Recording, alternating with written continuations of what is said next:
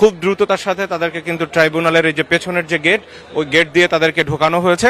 আজকে যাদেরকে আনা হয়েছে এখানে মোট 1 জন মেজর জেনারেল, 6 জন ব্রিগেডিয়ার জেনারেল, 4 জন কর্নেল এবং 2 জন লেফটেন্যান্ট কর্নেল রয়েছেন।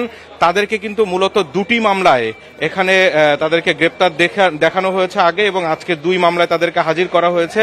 আমি যদি একটু নামগুলো বলি আসামিদেরকে, আজকে হাজির করা হয়েছে যেই ডিজিএফআইয়ের যেই মামলা 13 জন, অর্থাৎ ডিজিএফআইয়ের যে জেআইসি জয়েন্ট ইন্টারোগেশন সেল, সেই সেলে বন্দী রাখার অভিযোগে যেই মামলাটি, সেখানে 13 আসামি। এই মামলার প্রধান আসামি কিন্তু শেখ হাসিনা এবং দ্বিতীয় আসামি হচ্ছেন তারই নিরাপত্তা উপদেষ্টা তারেক আহমেদ সিদ্দিকী। এবং সেখানে আজকে এই মামলার মধ্যে আনা হয়েছে মেজর জেনারেল শেখ মোহাম্মদ সারোয়ার হোসেন এবং ব্রিগেডিয়ার জেনারেল মাহবুবুর রহমান সিদ্দিকী এবং ব্রিগেডিয়ার জেনারেল আহমেদ তানবীর মাঝহার সিদ্দিকী।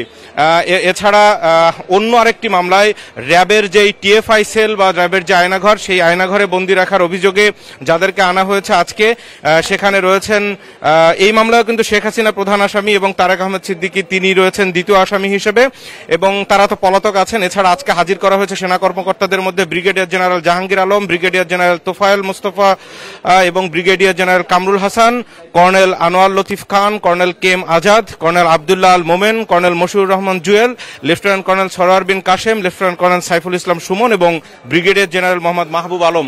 এই 13 সেনা কর্মকর্তাকে কিন্তু এই ট্রাইব্যুনালে হাজির করা হয়েছে। কিছুক্ষণের মধ্যে আদালত বসবেন এবং আজকের যে কার্যক্রম, গত 8 অক্টোবর এই সেনা কর্মকর্তাদেরকে যখন এখানে আনা হয় এবং পলাতকদের আত্মসমর্পণের জন্য আদালত নির্দেশ দিয়েছিল, এবং এই আত্মসমর্পণের জন্য আদালতের নিয়ম অনুযায়ী 2টি পত্রিকায়, একটি বাংলা এবং একটি ইংরেজি পত্রিকায় তাদেরকে বিজ্ঞপ্তি দেওয়ার কথা বলা হয়েছিল 1 সপ্তাহ সময় দিয়ে, কিন্তু তারা আসলে কেউই আত্মসমর্পণ করেননি।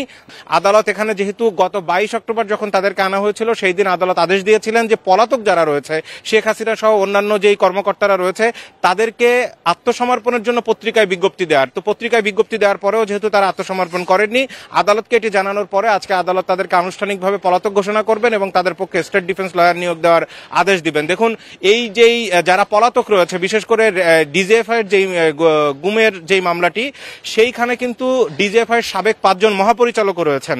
অন্যান্য অবসরপ্রাপ্ত বা কর্মকর্তা যারা ছিলেন তারাও কিন্তু এখানে রয়েছেন। এইখানে একটা বিষয় একটু স্পষ্ট করা দরকার, এই যে সামরিক কর্মকর্তা যাদের বিরুদ্ধে মামলা হয়েছে বা যাদেরকে আজকে আনা হয়েছে, তারা কিন্তু সবাই সেই সময়ে কেউ র্যাবে কর্মকর্তা ছিলেন অথবা কেউ ডিজিএফআইতে কর্মরত ছিলেন। পরবর্তীতে তাদেরকে কিন্তু তাদের যে মূল বাহিনী, সেনাবাহিনীতে তাদেরকে অন্তর্ভুক্ত করা হয়েছে। অর্থাৎ তাদের বিরুদ্ধে অভিযোগগুলো কিন্তু সেই সময় সেনাবাহিনীর বাইরে ছিলেন, সেই সময়কার অভিযোগ। তো আজকে তাদেরকে আনা হয়েছে, এখন আমরা অপেক্ষায় আছি আদালত কি আদেশ দেন তাদের।